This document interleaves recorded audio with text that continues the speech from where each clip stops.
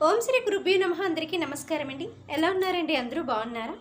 నేను శత్రునాశన మంత్రం చదివాను, నా శత్రువు అయిపోతాడు. నేను హోమం చేశాను, నా శత్రువు నాశనం అయిపోతాడు అని అంటూ ఉంటారు కదండి. కొన్ని శ్లోకాలు మంత్రాలు చదువుతున్నప్పుడు కూడా చివరిలోని 2 సార్లు చదివితే శత్రునాశనం, ద్వికాలే యహ పటే నిత్యం మహాశత్రు వినాశనం అని మనం చదువుతూ ఉంటాం. అసలు శత్రునాశనం అంటే ఏమిటి?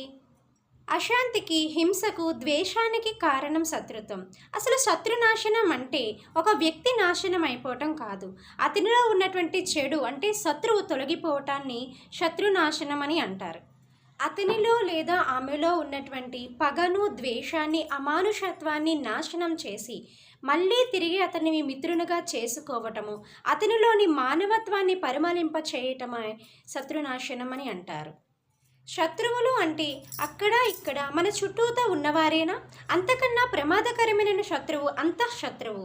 మనలోనే ఉన్నటువంటి కోపము, స్వార్థము, అసూయ, తొందరపాటుతనం ఇవన్నీ కూడా ప్రమాదకరమైనటువంటి శత్రువులు. ఎప్పుడైతే అమ్మవారి స్తోత్రాలు చదువుతామో, భగవన్నామ స్మరణ చేస్తామో, మనలో ఉన్నటువంటి అంతఃశత్రువులు అన్నీ కూడా నాశనం అయిపోయి అసలైన నిన్ను నువ్వు తెలుసుకుంటావు.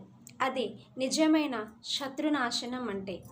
చాలామంది ఎంటర్టైన్మెంట్ ఛానల్నే ఇష్టపడుతున్నారు అని అంటూ ఉన్నారు. నిజమే, నా ఛానల్ ఎంటర్టైన్మెంట్ ఛానల్ కాకపోవచ్చు, కానీ నా ఛానల్లోని సనాతన ధర్మం గురించి పెద్దల మాట చెద్దన్న మూట అంటూ ఉంటారు కదండి.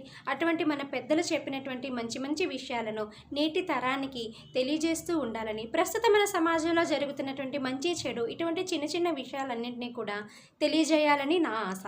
కొంచెం ఆలస్యమైనా ఎప్పటికైనా సరే ధర్మమే గెలుస్తుంది అనేది నా నమ్మకం.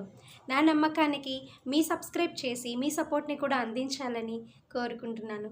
Please subscribe my channel for more videos. Thank you so much.